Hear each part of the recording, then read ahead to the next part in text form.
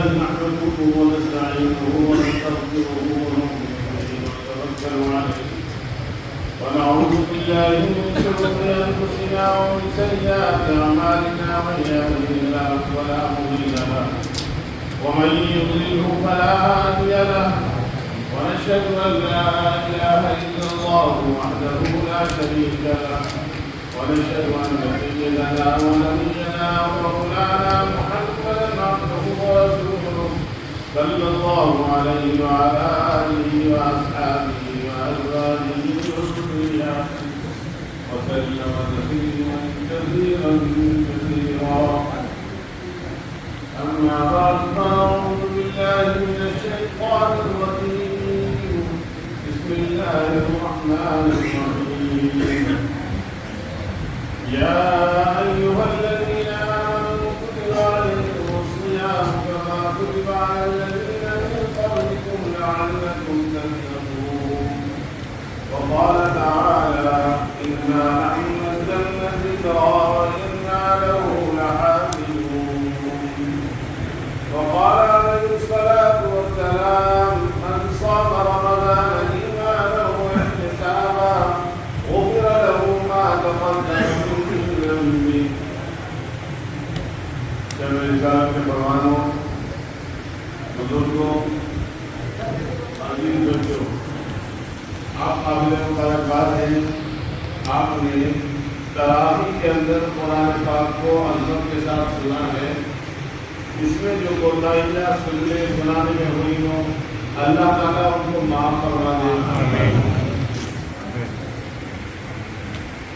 جیسا ادب قرآن کا کرنا چاہیے تھا ویسا تو ہم کر نہیں پائے، لیکن اللہ تعالیٰ کو دلوں کے حال کو جانتا ہے.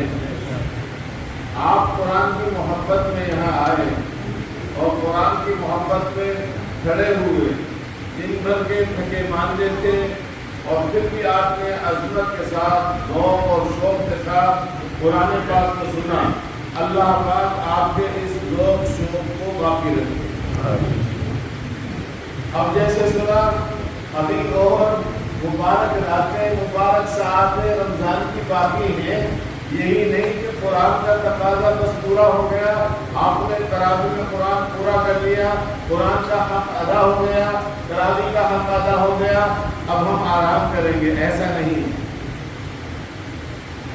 یہ جو مبارک راتیں ہیں مبارک ساعتیں ہیں ان کے تعلق سے اللہ کے رسول صلی اللہ علیہ وسلم نے فرمایا فرشتے گلی گلی کچھ یہ سزا لگاتے ہیں. اے گناہ گاروں اپنے گناہوں سے توبہ کرو. گلی گلی کچھ فرشتے سزا لگاتے ہیں. اتنے ہم جو گناہوں سے ہم توبہ کرتے ہیں. ایک حدیث پاک میں ہے اللہ کے رسول صلی اللہ علیہ وسلم جو ساری عمر یہ تمنا کرے کہ سارا سال ہی رمضان ہو جائے، سارا سال رمضان ہو جائے، یہ معلوم ہو جائے میری امت کو، میری امت کے نوجوانوں کو، تو یہ تمنا کرے کہ سارا سال ہی رمضان ہو جائے. ایک دوسری حدیث میں ہے اگر جان بوجھ کے روزہ چھوڑ دیا رمضان کا اور پوری زندگی روزہ رکھ کے اس رمضان کے روزے کی تلافی کرنا چاہے تو پوری زندگی اس روزے کی تلافی نہیں کر سکتا، یعنی اس کی فضیلت کو حاصل نہیں کر سکتا. تو بات سمجھ میں آ رہی کہ نہیں؟ بات سمجھ میں آ رہی ہے. آپ نے قرآن تراویح میں سنا ہے. اب سنیے اس کے تعلق سے قرآن پاک کیا کہتا ہے.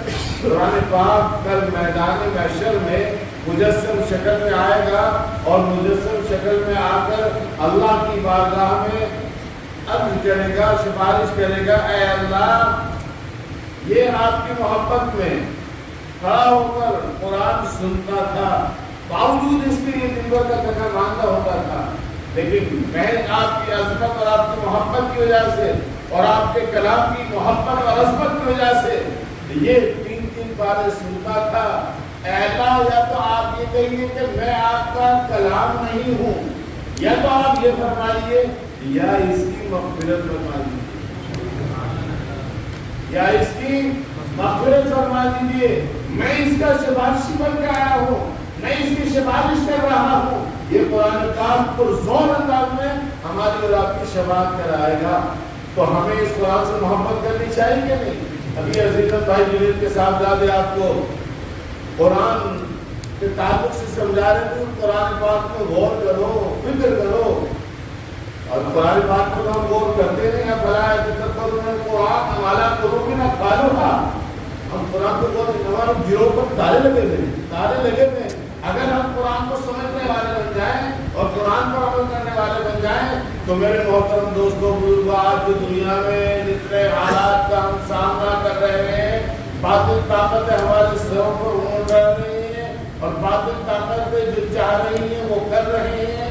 اگر ہم قرآن و سنت پر عامل ہوتے، قرآن و سنت پر عمل کرنے والے ہوتے، خدا شاہد ہے کہ سارے جہاں پر حکمراں ہم ہوتے، خدا شاہد ہے کہ سارے جہاں پر حکمراں ہم ہوتے، رسول پاک کی سنت اگر اپنا چرن ہوتا۔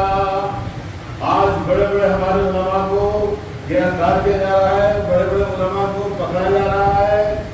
یہ کیوں ہو رہا ہے؟ کس لیے ہو رہا ہے؟ یہ سب کچھ اس لیے ہو رہا ہے کہ ہم نے قرآن و سنت کو چھوڑ دیا۔ اللہ تعالیٰ تو قرآن میں فرما رہا ہے وَلَا تَهِنُوا وَلَا تَحْزَنُوا وَأَنْتُمُ الْأَعْلَوْنَ إِن كُنتُم مُّؤْمِنِينَ۔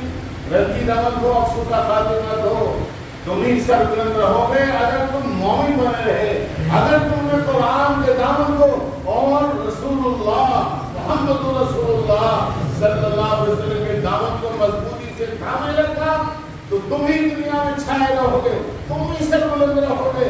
تم کو ذلیل کوئی نہیں کر سکتا، تمہاری پگڑی کوئی نہیں اچھال سکتا۔ لیکن آج ہم نے قرآن و سنت کے دامن کو چھوڑ دیا ہے اور گلی گلی پوچھے پوچھے ہم رسوا اور ذلیل ہو رہے ہیں۔ قرآن یہ کہہ رہا ہے دیکھو ہم نے تو تمہیں عزت والا بنا کے بھیجا ہے، وَلِلَّهِ الْعِزَّةُ وَلِرَسُولِهِ وَلِلْمُؤْمِنِينَ۔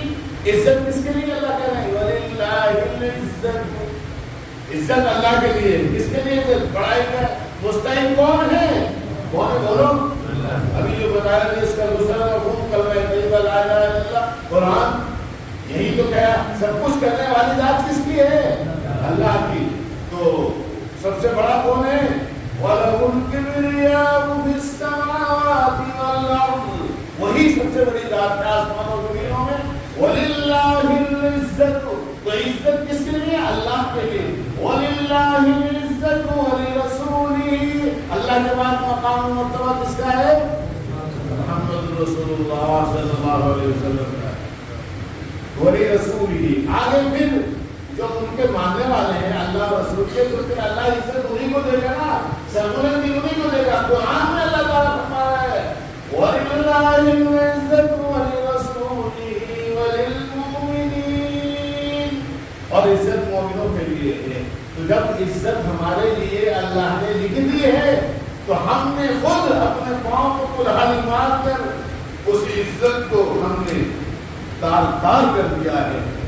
ہم نے اس عزت کو اپنے سر پر نہیں بٹھایا، ہم نے نمازیں نہیں پڑھی، ہم نے قرآن نہیں پڑھا۔ قرآن کو جیسا سمجھنا چاہیے تھا قرآن کو ویسا ہم نے نہیں سمجھا۔ اگر ہم قرآن کو سمجھنے والے بن جائیں اور قرآن پر عمل کرنے والے بن جائیں اور رسول پاک صلی اللہ علیہ وسلم کی سنتوں کو سیکھ کر رسول پاک صلی اللہ علیہ وسلم کے سنت پر عمل کرنے والے بن جائیں، دوستو نقش قدم نبی کے ہیں جنت کے راستے، نقش قدم نبی کے ہیں جنت کے راستے، اللہ سے ملاتے ہیں سنت کے راستے۔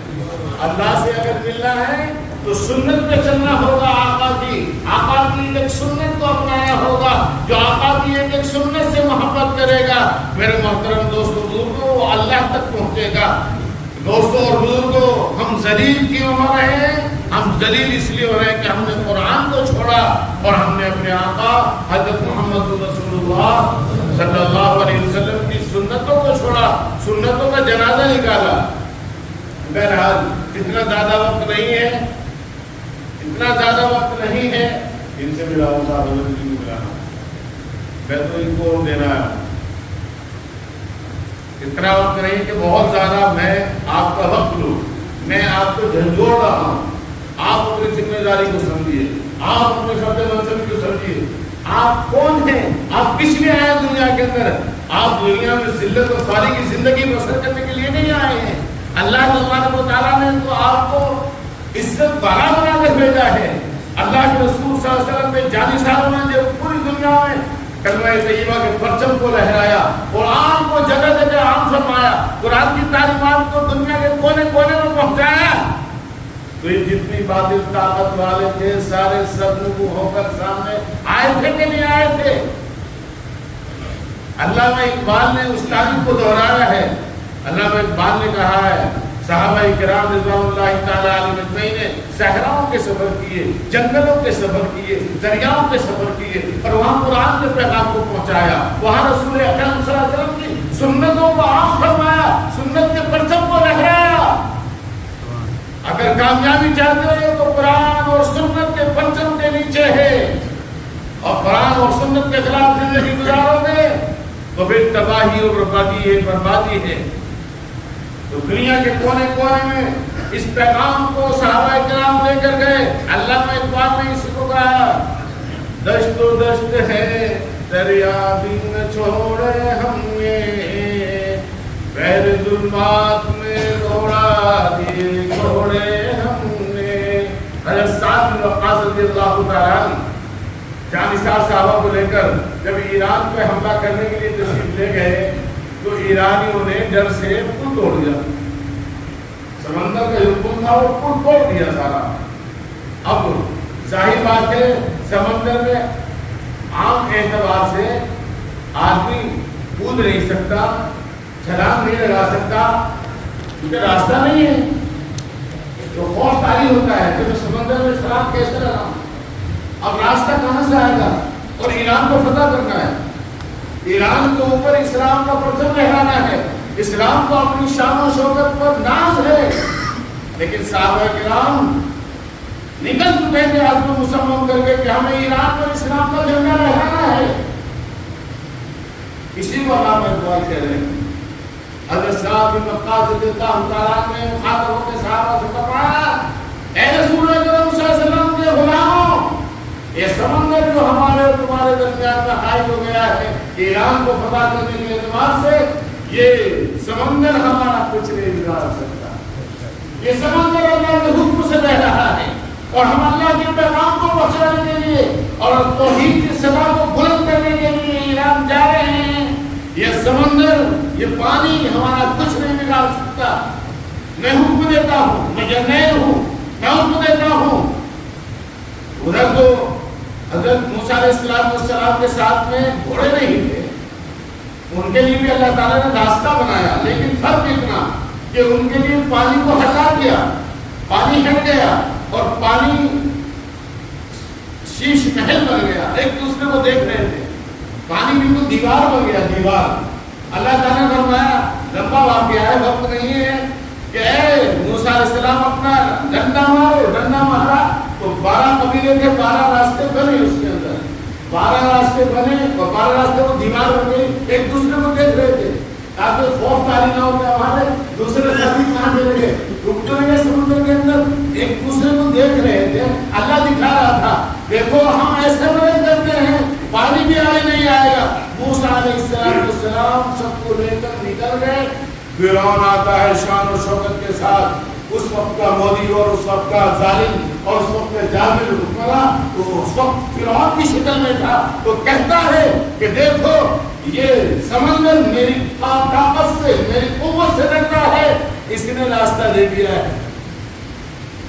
چنانچہ فرعون نے کوشش کی کہ میں بھی چھلانگ لگاؤں.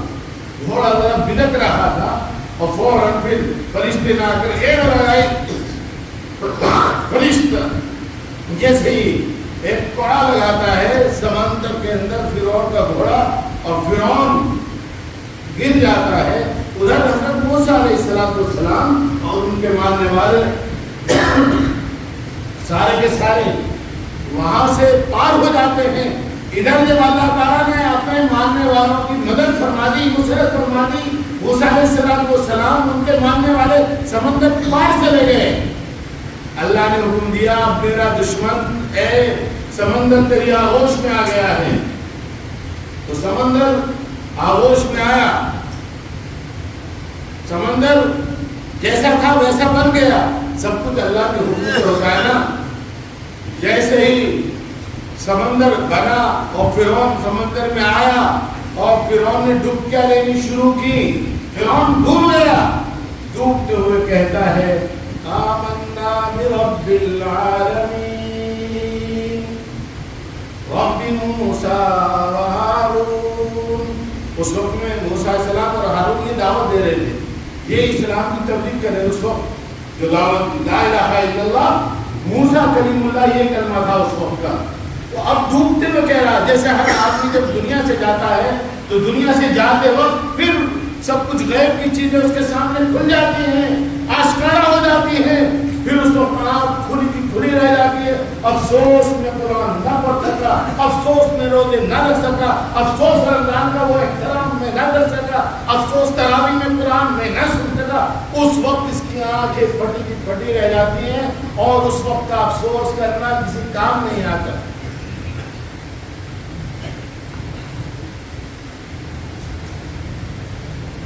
غیب کی چیزیں مشاہدہ ہو جاتی ہیں, غیب کی چیزیں نظر آنے لگتی ہیں. لیکن اللہ تعالیٰ نے فرمایا فرعون تیری اس لاش کو قیامت تک کے لیے عبرت بنا کر ہم محفوظ رکھیں گے. پھر سمندر سے اس کی لاش کو باہر پھینک دیا گیا اور پھر ابھی بھی وہ مصر کے عجائب خانے میں رکھی ہوئی ہے. آپ یوٹیوب پہ دیکھیں گے فرعون تو فرعون کی لاش نکل کر آ جائے گی.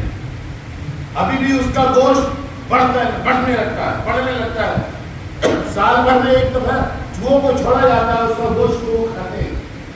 تو یہ فرعون کی لاش کو اللہ نے رکھا. میں آج یہ کر رہا تھا کہ حضرت سعد بن وقاص رضی اللہ تعالیٰ سمندر کے کنارے پہ کھڑے ہوئے ہیں اور فرماتے ہیں بنی اسرائیل یعنی موسیٰ علیہ السلام کے جو ماننے والے تھے سمندر میں راستہ دیا گیا تھا. لیکن میں کہتا ہوں میرے دوستوں شمع رسالت کے پروانوں, ہم محمد رسول اللہ صلی اللہ علیہ وسلم کے امتی ہیں, ہم ان کے غلام ہیں, ہم ان کا پرچم لہرانے کے لیے ایران میں جا رہے ہیں. گھوڑے سمیت چھلانگ لگا دو, گھوڑے سمیت چھلانگ لگا دو. جب پانی ہمارے مقصد میں آڑا نہیں آ سکتا, رکاوٹ نہیں بن سکتا ہے. چنانچہ حضرت سعد بن وقاص اللہ تعالی پیغام کو سن کر صحابہ کرام رضوان اللہ تعالی علیہ مجمعین نے گھوڑ سمیت چھلانگ لگائی ہے. اور صحابہ نے کہا ہے سمندر اگر ہماری کسی بھی چیز کو تو نے غائب کیا, کوئی چیز اگر غائب ہو گئی, ضائع ہو گئی, تو کل میدان حشر میں تجھ سے ہم سوال کر لیں گے, لے لیں گے. ایک صحابی کا پیارا لوٹا گر گیا سمندر کے اندر تو کہنے لگے اچھا تیری یہ وجہ اور تیری یہ ہمت کہ تم میرا پیارا لے کے جائے. وہ کہا جیسے ہی تو ان کے پہنچنے سے پہلے وہ لوٹا جو سمندر کی موجیں ہوتی ہیں ان موجوں نے ان کے پہنچنے سے پہلے کنارے پر پہنچا دیا تھا.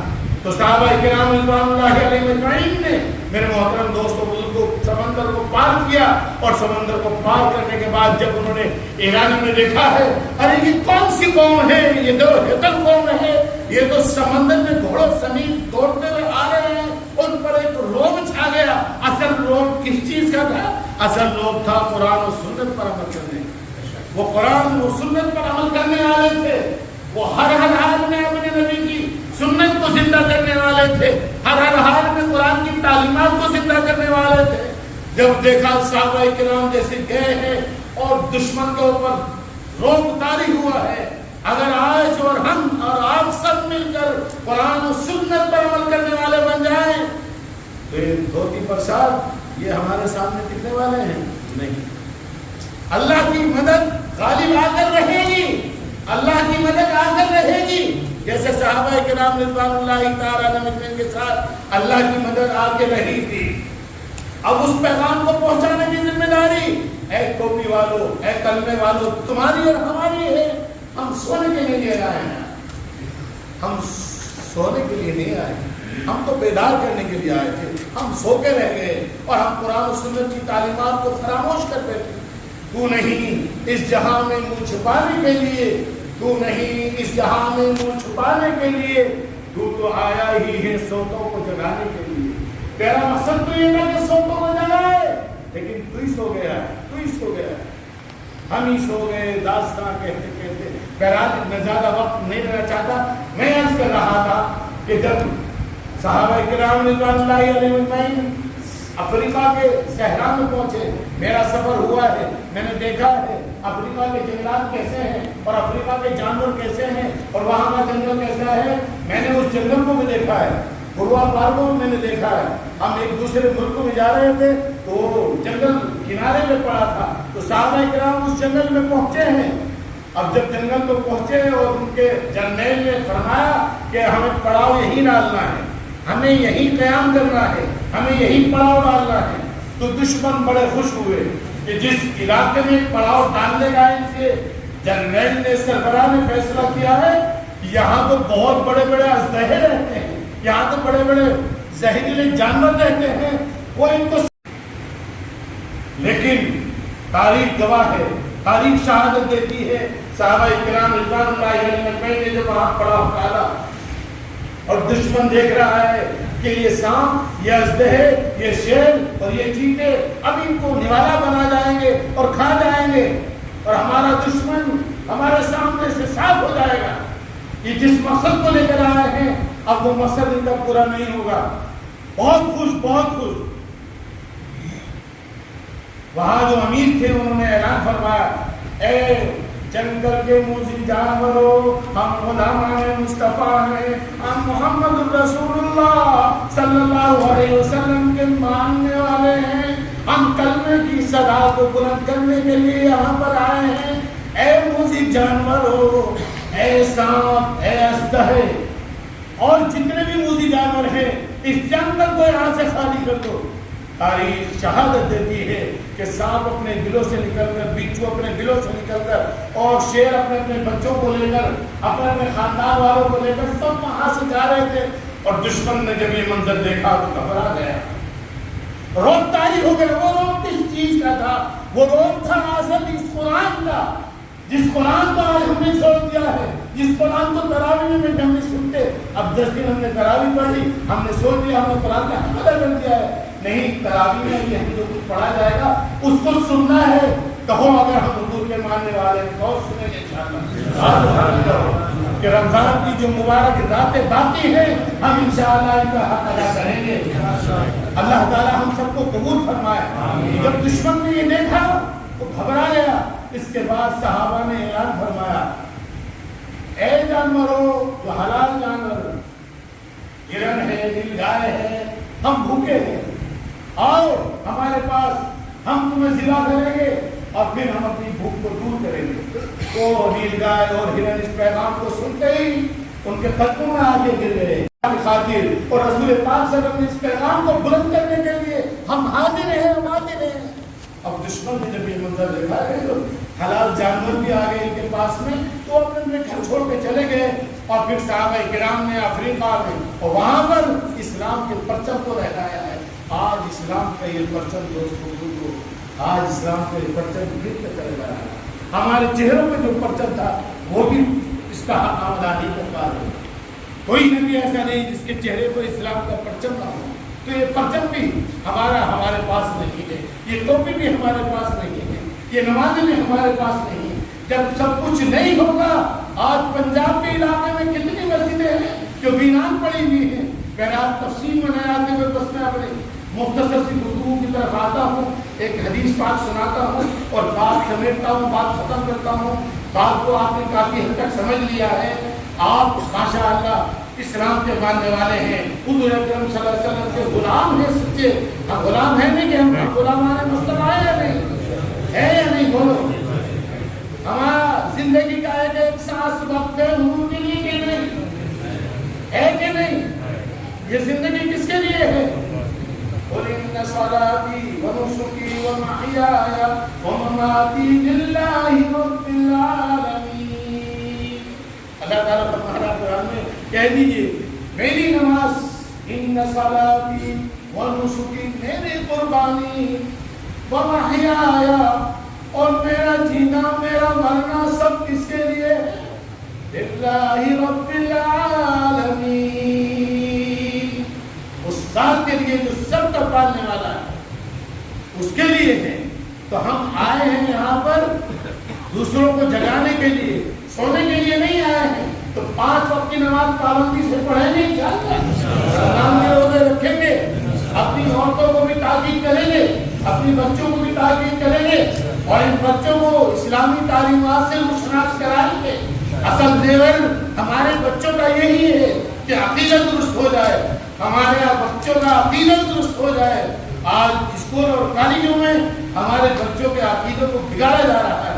یہ قرآن ہے، یہ قرآن ہے جس سے ہمارے عقیدے محفوظ رہے۔ ہم قرآن کے بارے میں جانتے ہیں قرآن ہے کیا چیز۔ اب کسی اور موقع پر قرآن کے تعلق سے تفصیلی میں بیان کروں گا انشاءاللہ تبارک و تعالیٰ۔ ابھی رمضان کے تعلق سے ایک حدیث مجھے یاد آئی، میں اس کو سنا رہا ہوں تاکہ اس کو سمجھ کر ہم لوگ عمل کرنے والے بن جائیں، اور رمضان کی جو فضیلت ہمارے لیے وارد ہوتی ہے احادیث مبارکہ میں، ایک تو میں نے خطبے میں پڑھی تھی، من صام رمضان ایمانا واحتسابا غفر له ما تقدم من ذنبه، جس نے رمضان من صام رمضان کامل یقین ایمان کے ساتھ اور اپنا محاسبہ کرتے ہوئے رمضان کے روزے رکھے اور گناہوں سے اس نے اپنے آپ کو بچایا، تو اس کے تمام گناہوں کو اللہ تعالیٰ معاف فرمائے۔ آیت جو میں نے پڑھی تھی اس کا خلاصہ بھی میں کر دیتا ہوں۔ اللہ تعالیٰ نے فرمایا یا ایھا الذین آمنوا کتب علیکم الصیام، اے ایمان والو تم پر روزے فرض قرار دیے گئے، کما کتب علی الذین من قبلکم، جیسا کہ تم سے پہلی امتوں پر روزے فرض قرار دیے گئے تھے۔ کیوں؟ ارے یہ سلسلہ روزوں کا ہے کیوں؟ یہ رمضان بار بار ایک سال میں کیوں آتے ہیں؟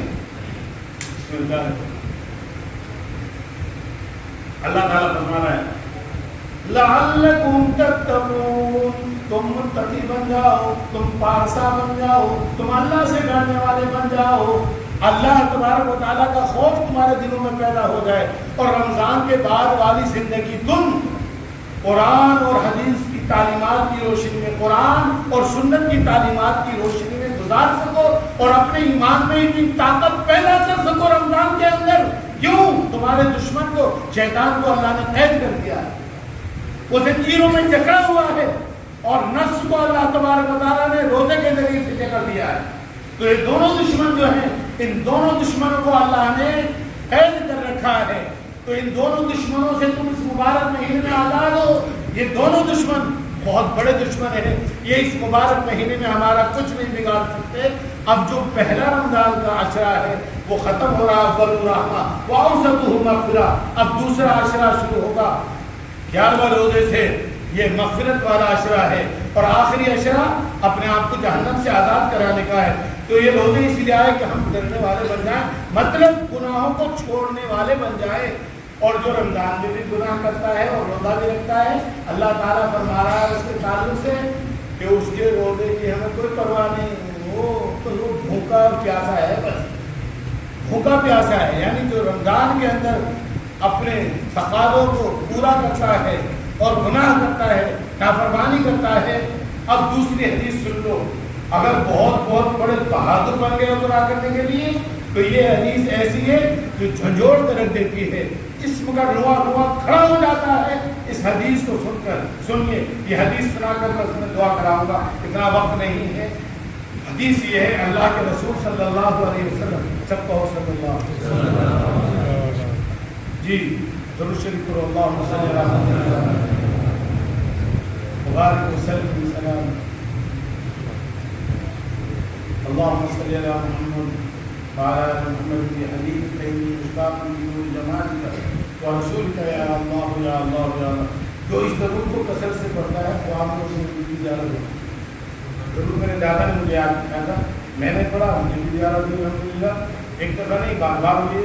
اللہم صلی علی محمد وعلى محمد في حدیث کریم مشتاق بنور جمالك ورسولك يا الله يا الله يا الله۔ اللہ کے رسول صلی اللہ علیہ وسلم جمعے کا خطبہ دینے کے لیے ممبر کے قریب تشریف لائے، اور ممبر کے قریب تشریف لا کر آپ نے جب قدم رکھا پہلا چڑھنے کے لیے تو فرمایا آمین، دوسری پیڑھی پر قدم رکھا پھر فرمایا آمین، تیسری پیڑھی پر قدم رکھا فرمایا آمین۔ سمجھ میں آ رہی بات؟ بہت اہم حدیث ہے۔ صحابہ کرام ایک بات کو غور سے دیکھا کرتے تھے کہ اب اس وقت ہمارے آقا حضرت محمد رسول اللہ صلی اللہ علیہ وسلم کیا کر رہے ہیں، ایک ایک عمل کو دیکھا کرتے تھے۔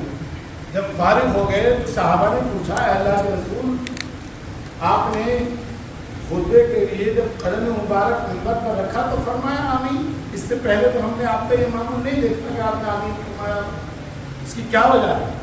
آپ علیہ السلام نے فرمایا کہ جبریل امین تشریف لائے اور انہوں نے فرمایا جس نے رمضان کا مہینہ پایا اور رمضان کے مہینے میں اس نے اپنی مغفرت نہ کرائی، مغفرت کا سامان جمع نہ کیا، ہلاک ہو جائے، تباہ ہو جائے، برباد ہو جائے۔ یہ کون کہہ رہے ہیں؟ سارے فرشتوں کے سردار جبریل امین۔ کس نے کہا ہے؟ یہ بددعا دینے والے کون ہیں؟ جبریل امین، جو قرآن لے کر آئے۔ یہ قرآن لے کر آئے کہ اس سال کی مدت میں جو قرآن نازل ہوا، جی وہ جبریل امین، تنزیل من رب العالمین، یہ قرآن حضور پاک صلی اللہ علیہ وسلم پر نازل ہوا۔ وہ قرآن کو نقشہ کھینچتا ہے، اتنا وقت نہیں کہ اس نقشے کو میں کھینچوں۔ تو یہ ہیں سارے فرشتوں کے سردار جبریل امین۔ حضرت جبریل امین دعا دے رہے ہیں اور پھر میں نے اس پر آمین کہا۔ اللہ سارے نبیوں کے سردار، فخر رسول، مولا الحق کی رسول، اللہ کے دل پر کونین کے سردار، ساتھی کوثر، شافع محشر، برتر، اعلیٰ قدر، انبیاء کے افسر، نازلین، ماہ نبی، رحمت للعالمین بددعا دے رہے ہیں۔ جبریل امین بددعا دے رہے ہیں اور آپ اس پر آمین فرما رہے ہیں۔ آپ کو رحمت للعالمین بن کر آئے دنیا میں بہت آگ مکرم بن کر، نہ آیا کوئی مگر رحمت عالم بن کر۔ مگر حضرت جبریل جب بددعا دے رہے ہیں تو اس پر آپ نے آمین فرمایا، یعنی جس نے رمضان کے مہینے کو پایا اپنی مغفرت نہ کرائی۔ اب سن لو حضور کے غلاموں، اگر اس مبارک مہینے میں بھی گناہ کیے، نافرمانی کی اور مغفرت کا سامان نہیں کرایا تو جبریل امین نے بددعا دی ہے اور اس پر آمین کس نے کہی؟ بولو، ہمارے نبی حضرت محمد رسول اللہ صلی اللہ علیہ وسلم۔ اگر ہم نے رمضان کے احترام کو پامال کیا، رمضان سے تقدس کو پامال کیا تو ہماری تباہی اور بربادی میں کوئی شک ہے؟ بولو، کوئی شک ہے؟ پھر جب آپ آمین فرما رہے ہیں، پھر فرمایا کہ دوسری مرتبہ پھر جبریل امین نے یہ کہا جس نے آپ کا نام نامی سنا اور درود نہ پڑھا وہ ہلاک ہو جائے، تباہ ہو جائے، برباد ہو جائے۔ یعنی حضور کا نام سنے اور حضور کا نام سن کر وہ حضور پر درود نہ بھیجے، وہ ہلاک ہو جائے، تباہ ہو جائے، برباد ہو جائے۔ تو جو بھی حضور کا نام سنتا ہے اور درود نہیں پڑھتا تو پھر وہ ہلاکت کی طرف قدم بڑھاتا ہے۔ جبریل امین نے یہ بددعا دی ہے اور اس پر آمین میں نے کہی ہے، اللہ کے رسول صلی اللہ علیہ وسلم نے آمین فرمائی۔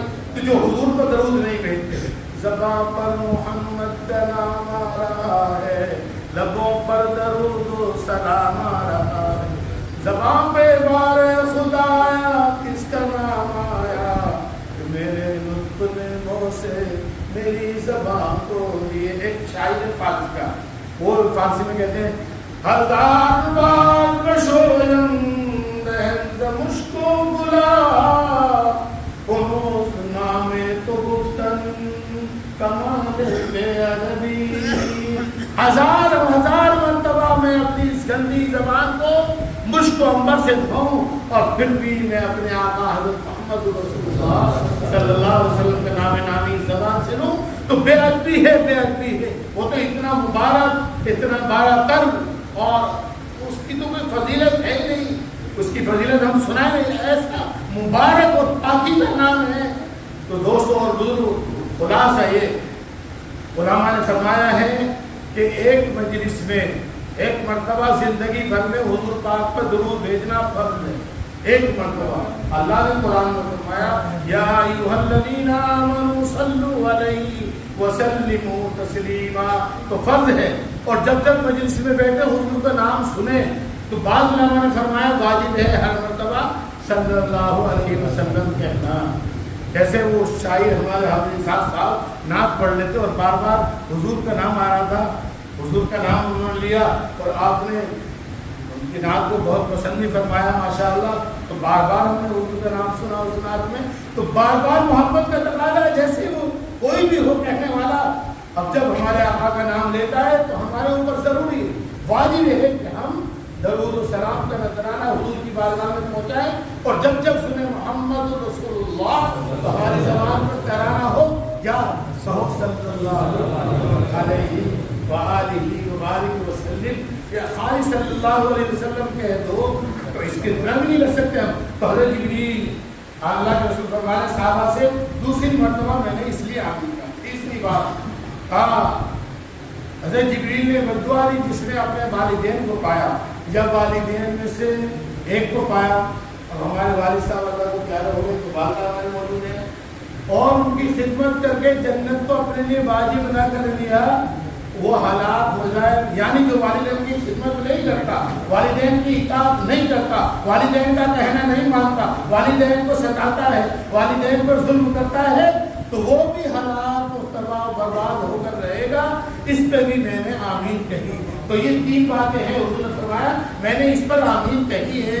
تو میرے محترم رمضان کا یہ مقدس مہینہ ہم سے کہہ رہا ہے, مطالبہ کر رہا ہے, اور گلی گلی کوچے کوچے فرشتے صدا لگا رہے ہیں کہ گناہوں سے بچنے والوں گناہوں سے بچ جاؤ اور نیکی کی طرف قدم بڑھاؤ. گلی گلی کوچے کوچے فرشتے صدا لگا رہے ہیں. تو ہم سب تیار ہیں انشاءاللہ رمضان کی بہاروں کو حاصل کریں گے, اور جو منٹ اور سیکنڈ باقی رہ گئے ان کی قدر کریں گے انشاءاللہ.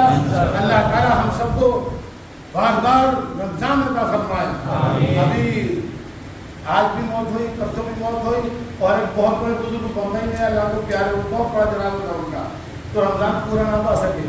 تو یہ دعا ہے کہ اللہ ہمیں رمضان عطا فرما دے. اللہ رمضان, اور کس کو کب جانا پڑ جائے, کب آخری سلام کہہ دے, وہ ہم سب کو دوستوں بزرگوں اپنی زندگی پر کر سکھاؤ.